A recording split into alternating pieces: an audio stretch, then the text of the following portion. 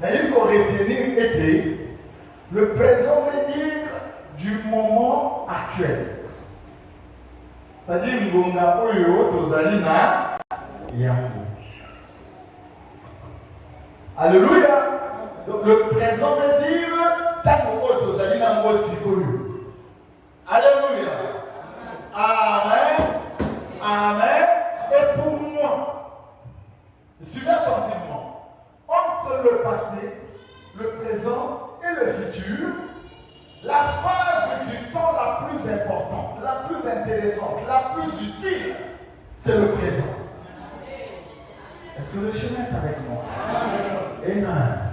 Pour moi, la phase du temps la plus importante, c'est le présent.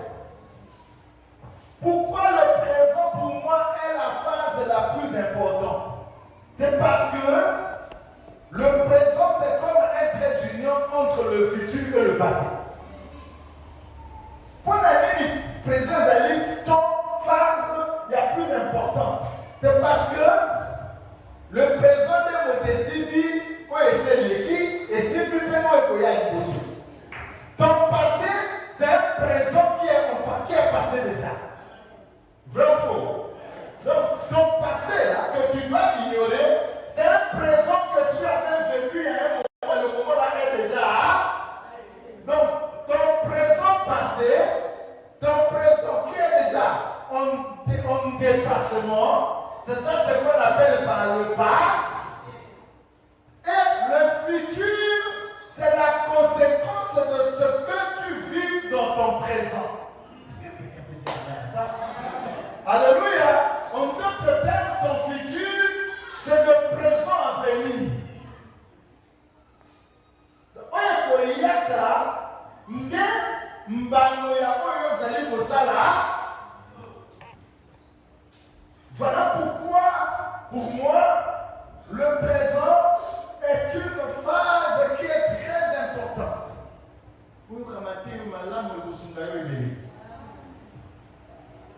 Maintenant, la question que je vais poser à chacun de vous, ne répondez pas. Je peur que ta réponse est dans la contradiction pour vous matin. Mais la question à monter, moi, je peux vous poser une question.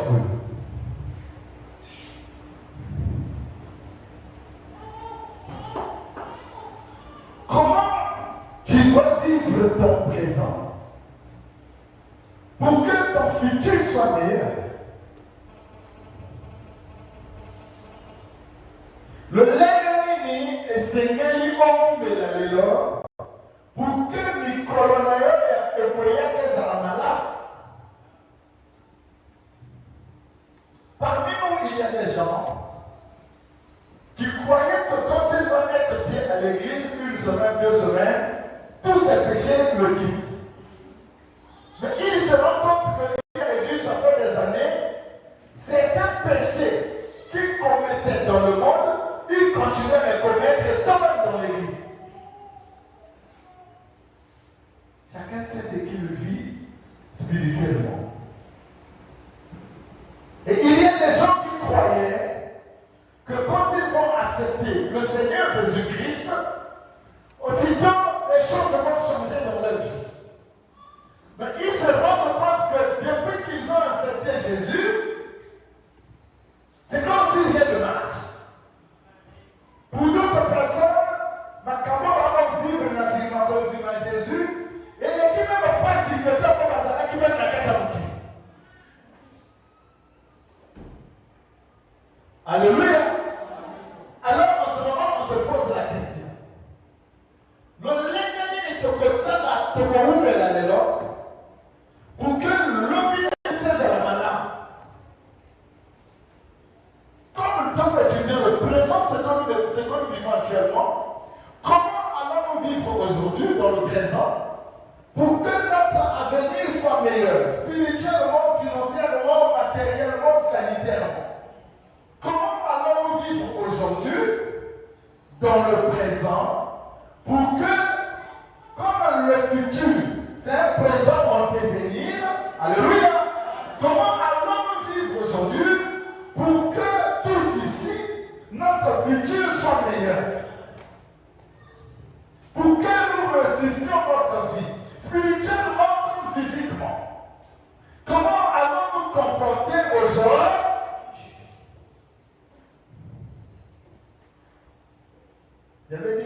pas la réponse, suivez seulement.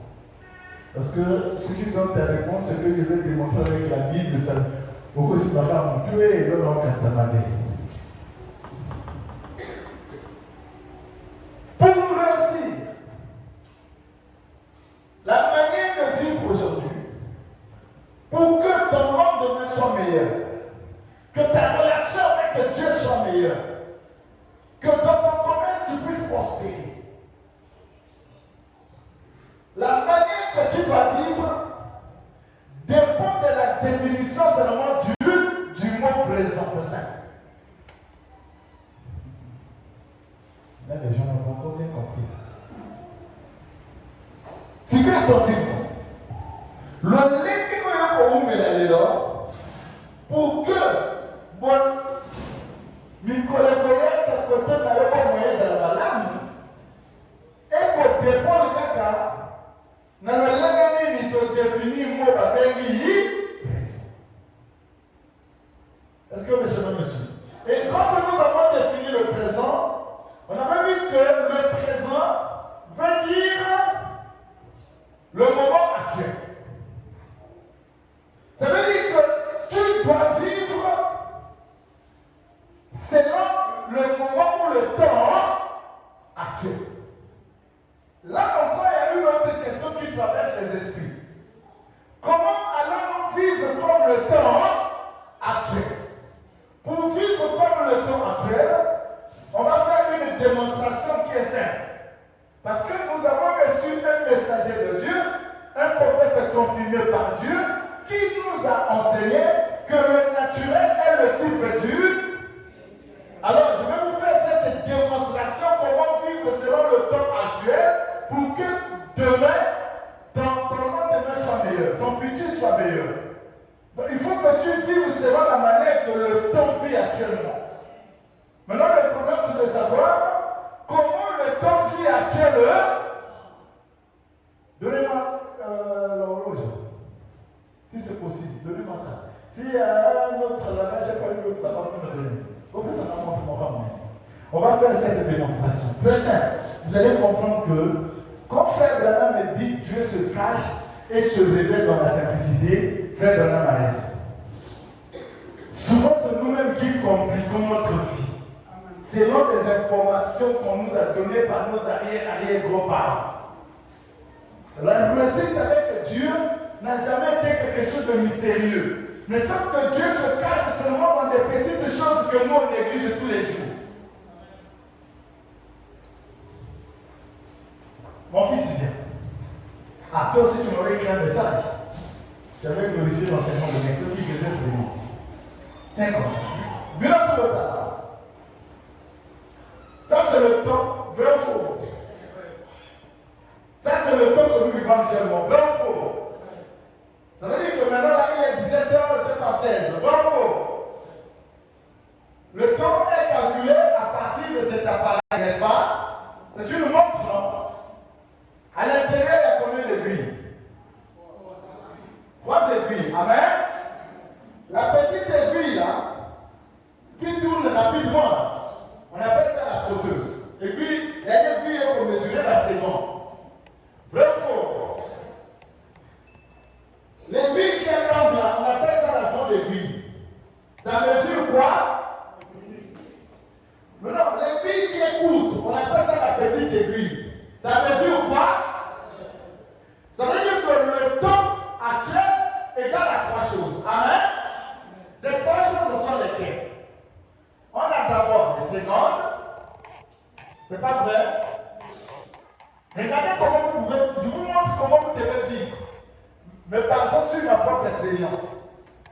Deuxièmement, nous avons les minutes. Et troisièmement, nous avons l'heure.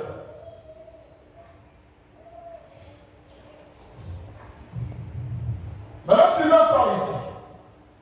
Ce que j'enseigne là, c'est la manière que vous devez vivre dans le présent. Est-ce que vous me suivez? La petite aiguille, là, j'ai dit comment on appelle ça? La trotteuse. C'est l'aiguille des secondes. Amen? Suivez. Vous voyez que l'aiguille est en train de se déplacer, non?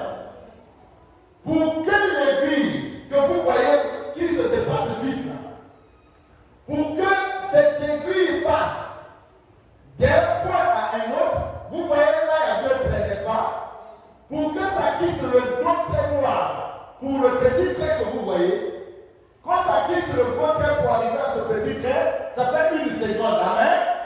Mais le passage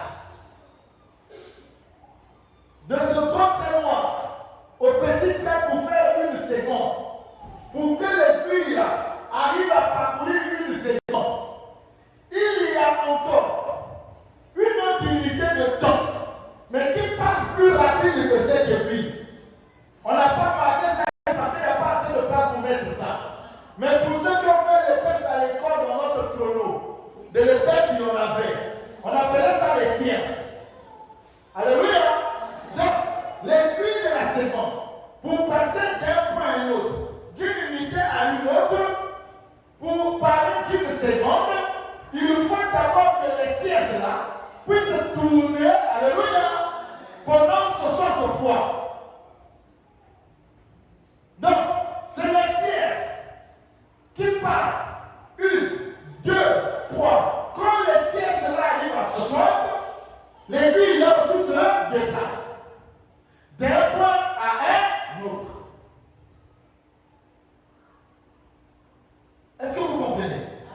Donc, lorsque... Reste là. Ça veut dire quoi? Je veux dire par là que quand on part d'1 seconde égale à 1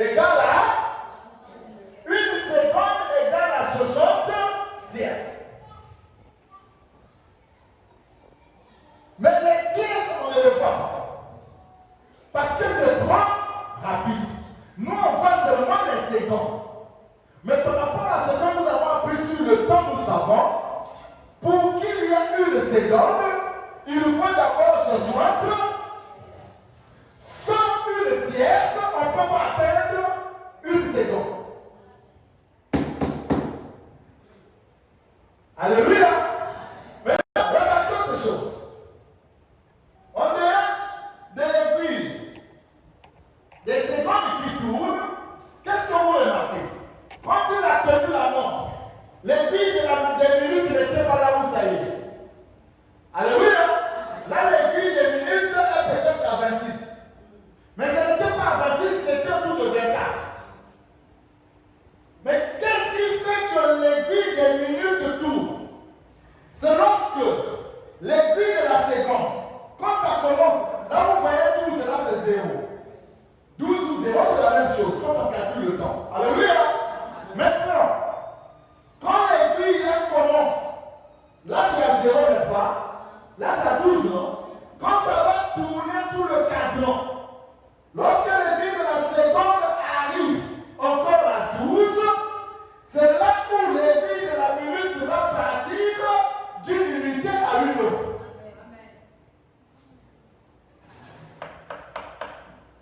Est-ce que vous comprenez? Donc, quand l'aiguille de la seconde part de 12, pour revenir à 12, ça va faire 60 secondes. Donc, quand l'aiguille a atteint 60 secondes, en ce moment, l'aiguille de la minute se déplace d'un point à un. Ce qui veut dire que 1 minute égale à combien de secondes? 1 minute égale à combien de secondes? Or, les secondes, c'est seulement l'accumulation des tierces. Quand les tierces s'accumulent, 1, 2, 3, quand les tierces arrivent au niveau de 60, ça change de nom. En réalité, c'est seulement les tierces. Mais quand ça atteint un nombre donné de 60, les tierces changent de nom. C'est pas la vérité? Amen. Et quand les tierces changent de nom, ça devient les secondes. Les secondes tournent. La seconde ne peut pas partir de 12, à l'instant ça devient à 12. Non. 12, quand ça quitte 12, ça devient 1, 2,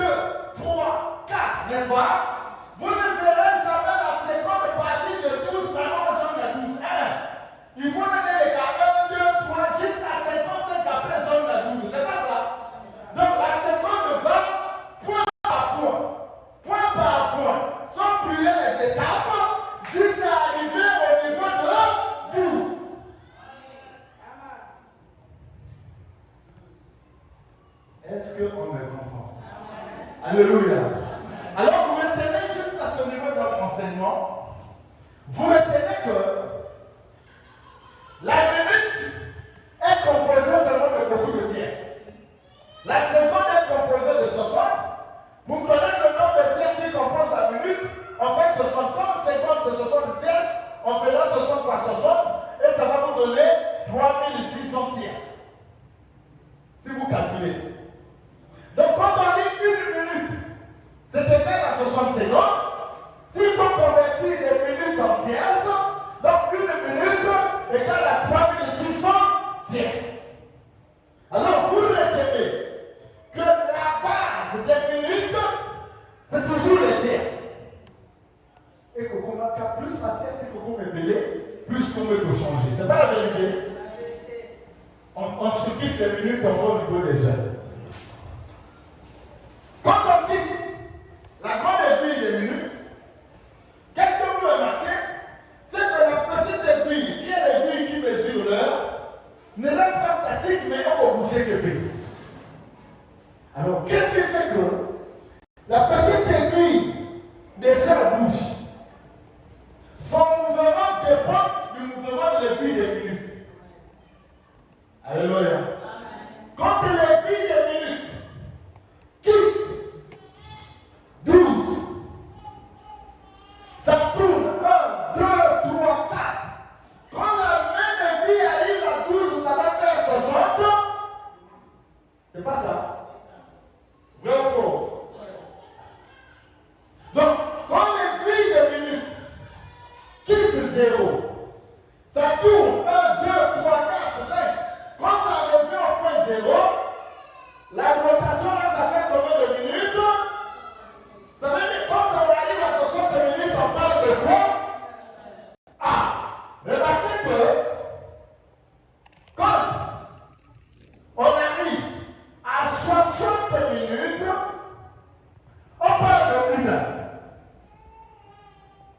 Or, les minutes étaient l'accumulation des secondes. Et quand les secondes atteignent 60, les mêmes secondes la changent de temps, ça devient les minutes. Quand les minutes continuent à tourner 1, 2, 3, jusqu'à ce que les minutes atteignent 60, qu'est-ce que vous remarquez? Les minutes changent de temps, ça devient maintenant des heures. C'est pas la vérité? Ça ne s'arrête pas là. Quand les heures, quand l'heure tique, l'heure commence à 12 à 0 heures, n'est-ce pas? On commence à calculer l'heure à partir de 0 heures, n'est-ce pas? 0 heures, c'est à partir de 12. Vrai ou faux? Qu'on appelle 24 heures, c'est pas cela? Quand l'aiguille des heures quitte 0 heure, ça tourne 1 heure, 2 heures, 3 heures, 4 heures. Quand ça arrive à 0 heure, on parle maintenant de. Alors, qu'est-ce que vous remarquez? C'est que quand on parle de 1 jour, c'est l'accumulation des heures. Ou encore, si vous voulez, c'est 24 heures. Donc, quand l'aiguille des heures arrive à 24, on parle maintenant de 1 jour. Mais si on vous demande, le jour est composé de quoi? Vous allez dire, le jour est composé de minutes. Et celui qui va me dire, le jour est composé de secondes. Qui a raison, qui a tort? C'est la même, hein? Maintenant, si moi je dis, le jour est composé de tierces, qui a raison, qui a tort?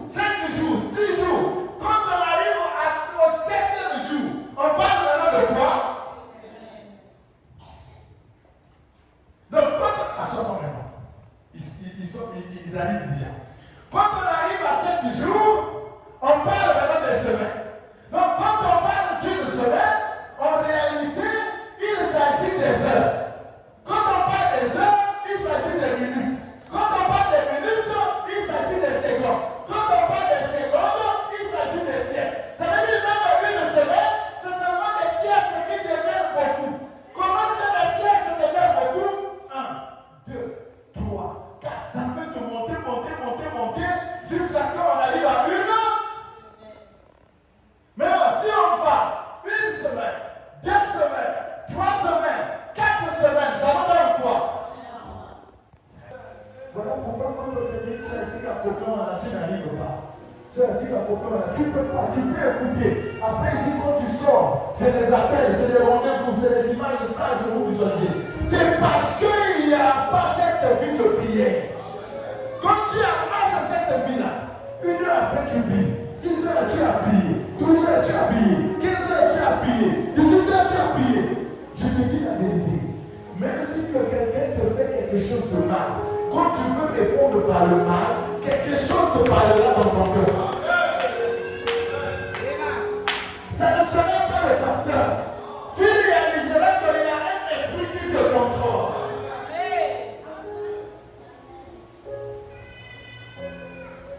Alléluia. Alléluia. Alléluia. Sais-tu pourquoi jusqu'aujourd'hui tu es pauvre?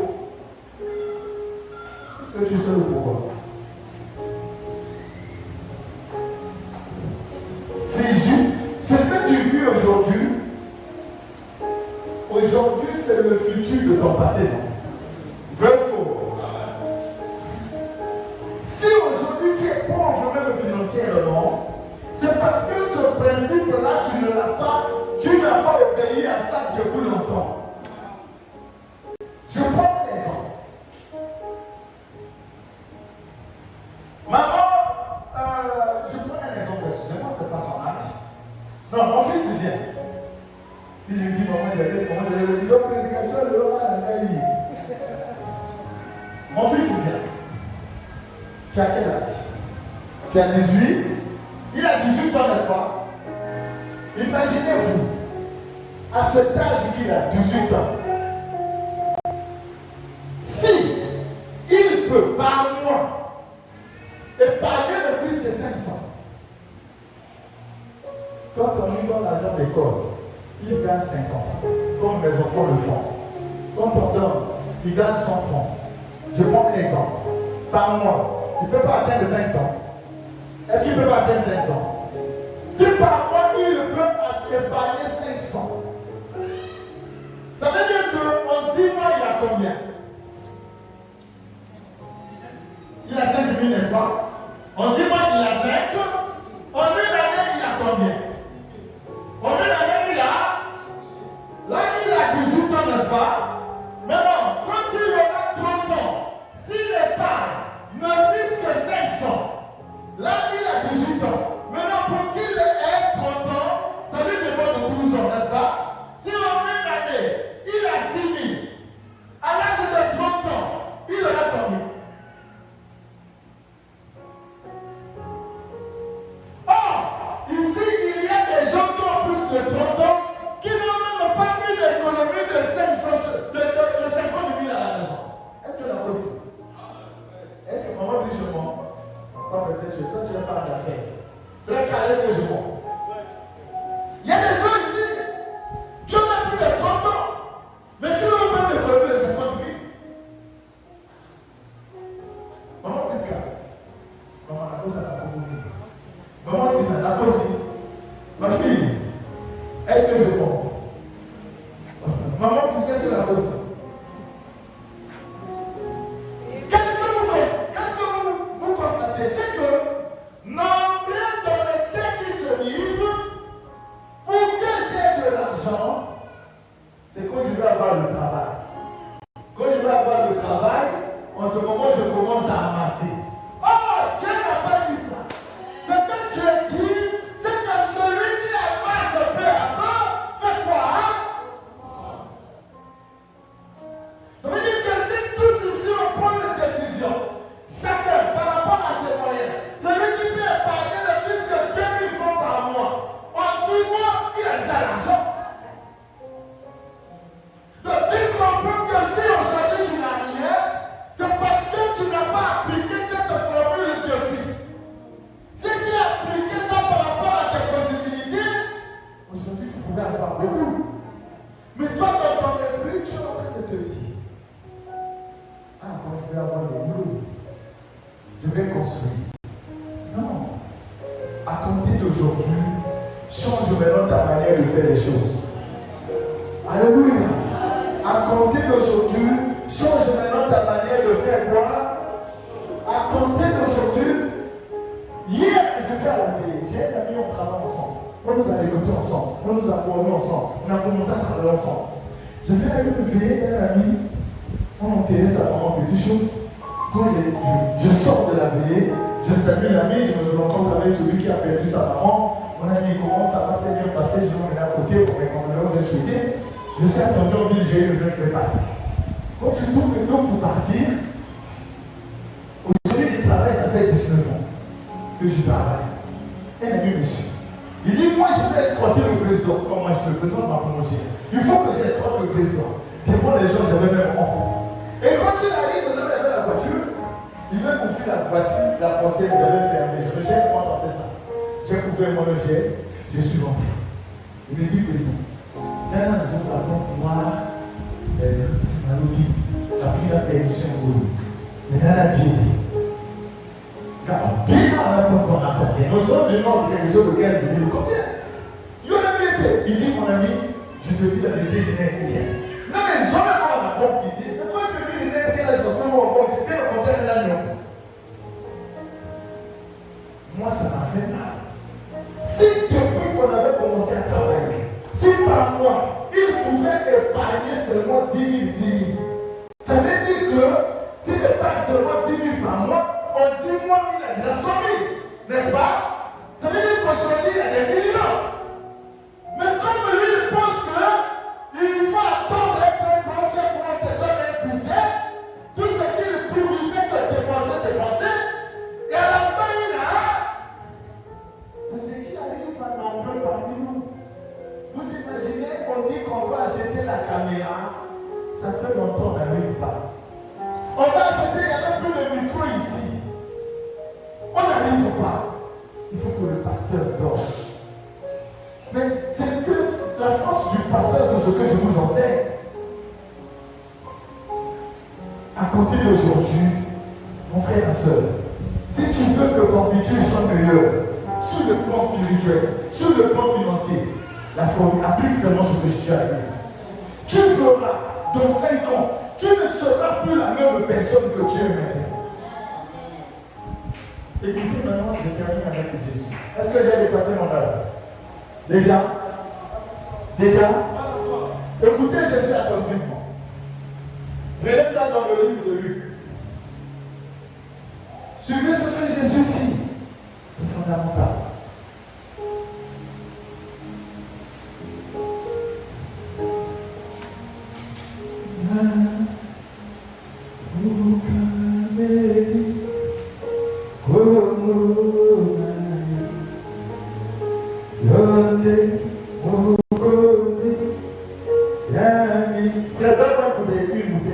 Attendez, je suis en train de lancer ça.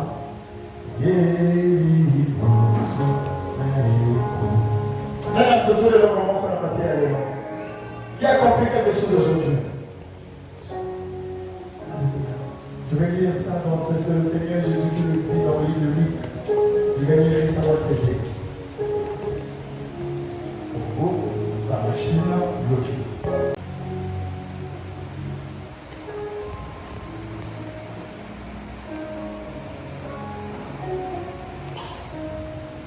À partir du verset 37, Luc chapitre 12, ouvrez aussi dans vos Bibles. Frère, tu vas bien vous interpréter ça, je termine par là.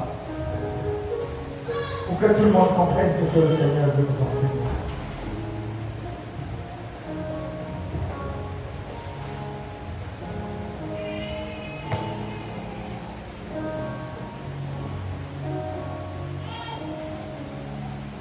Luc chapitre 12, je pense à commence à partir du verset 37. Et avec ses serviteurs, que le maître à son arrivée trouvera veillant. Je vous le dis en vérité, il se scindra, laissera être à table et s'approchera pour les servir.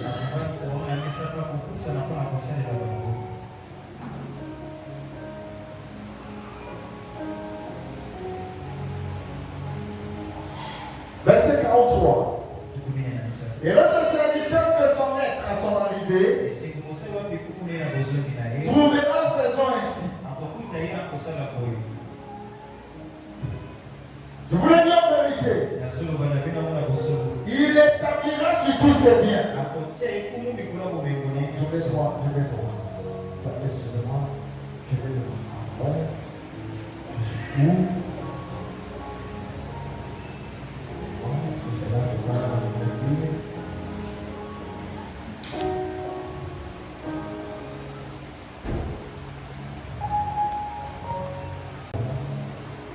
Jésus dit aussi à ses disciples.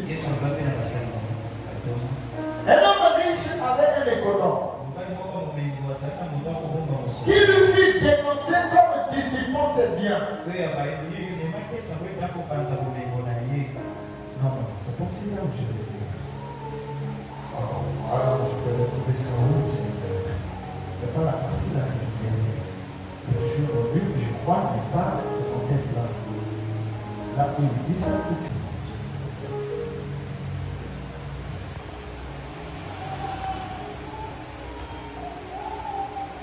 Ok, c'est Luc 19. Prenez Luc chapitre 19. Nous allons lire à partir du verset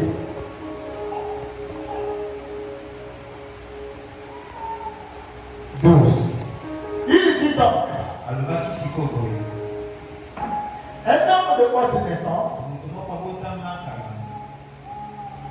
s'en alla dans un pays lointain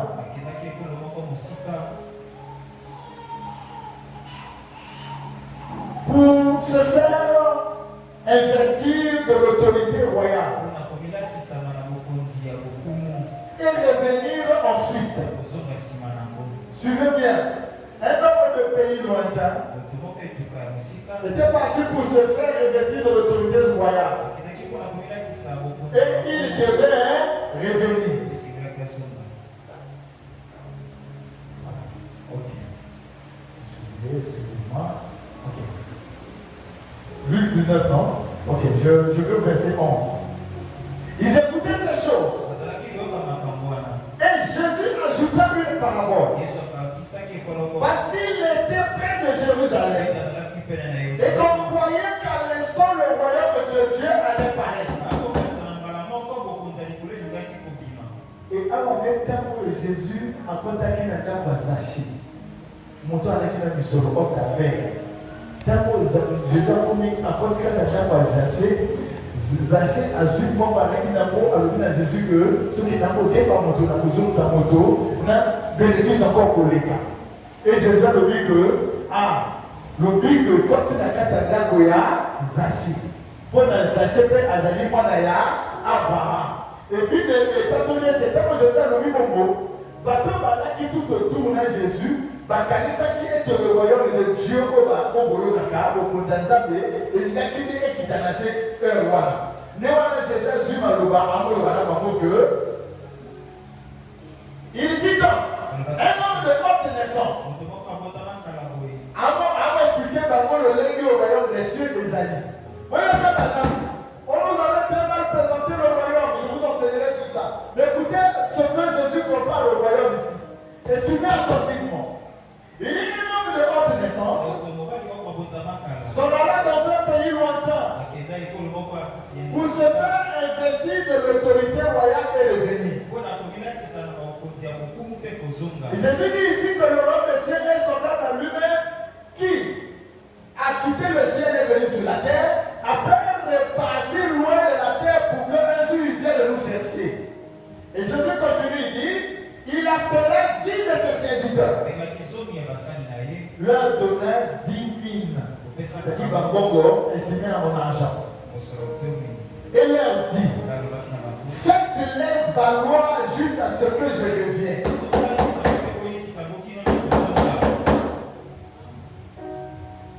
Jésus, en partant, il a donné le don dans chacun de nous. Et il nous dit qu'on puisse multiplier ce don-là. Multiplier veut dire avoir beaucoup. À partir de ce qu'il t'a donné, quand il arrive, il veut te trouver avec beaucoup. Écoute-moi attentivement. Écoute attentivement ce qu'on dit ici, c'est fondamental. Alléluia. Et Jésus continue, il dit,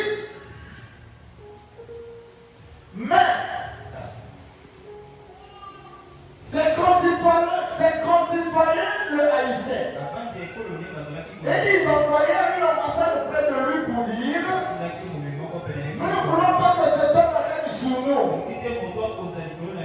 Lorsqu'il fit le retour, après avoir été investi dans le côté royal, il fit appeler auprès de lui les serviteurs auxquels il avait donné l'argent afin de connaître comment chacun l'avait fait valoir. Si tu meurs pauvre, c'est toi-même. Si Jésus ici, il parle de ça. Frère, est-ce que vous écoutez ça? Maintenant, écoutez ce qu'il dit. Le premier fin est dit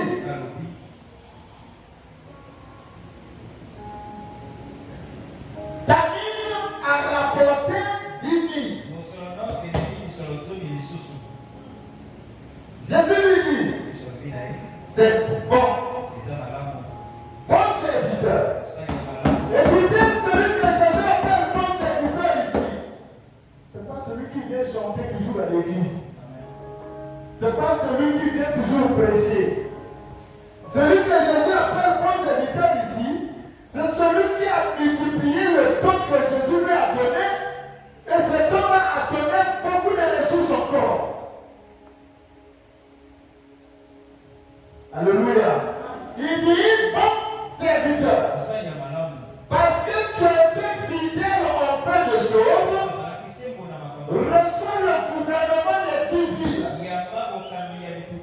Comme moi je t'ai donné seulement un peu, mais toi tu as multiplié ça, alors prends la domination des villes.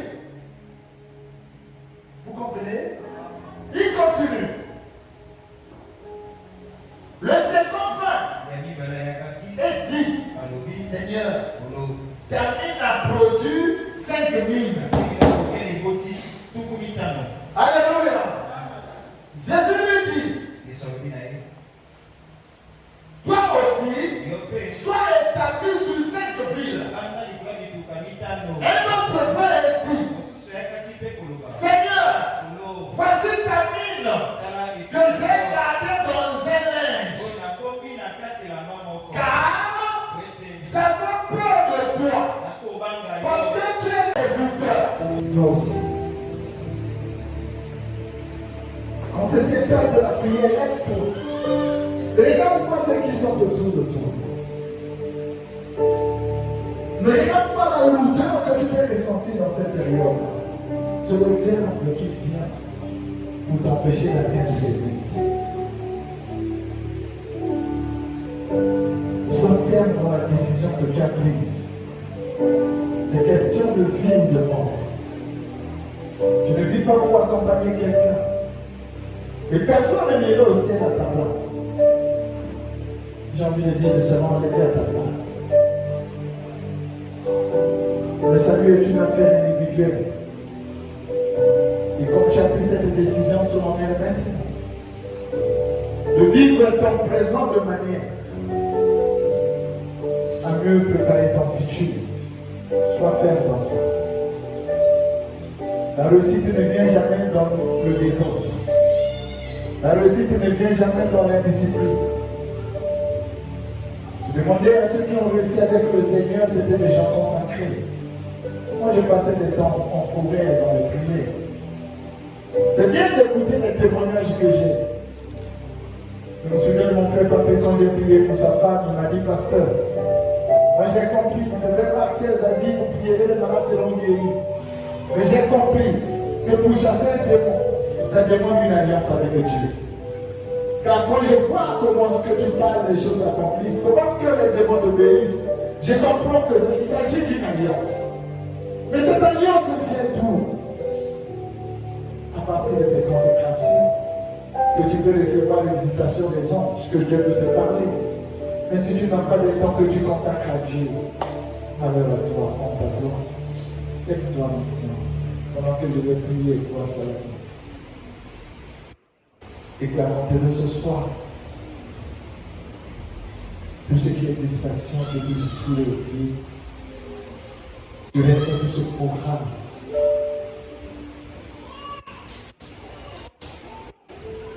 que tu t'es donné. Je vais te dire, si tu as une requête, lève simplement ta main droite pendant que je viens. Oh Jésus.